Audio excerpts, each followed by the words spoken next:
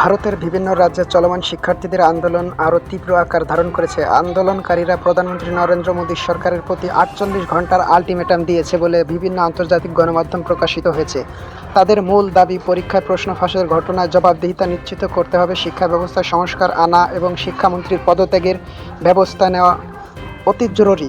আন্দোলনকারীদের অভিযোগ, সাম্প্রদায়িক বিভিন্ন প্রতিযোগিতামূলক পরীক্ষায় অনিয়ম ও প্রশ্ন ফাঁসের কারণে লাখো শিক্ষার্থীদের ভবিষ্যৎ অনিশ্চিত হয়ে পড়েছে। দিল্লি সহ বিভিন্ন শহরে ট্রাইব্যুনাল গঠন এবং কঠোর আইন প্রয়োগ আশ্বাস দিয়েছে। তবে আন্দোলনকারীদের একাংশ বলেছে, শুধু আশ্বাস নয়, তারা দৃশ্যমান পদক্ষেপ দেখতে চান। বিশ্লেষকদের মতে এই আন্দোলন শুধু প্রশ্ন ফাঁসের ইস্যুতেই সীমাবদ্ধ নেই।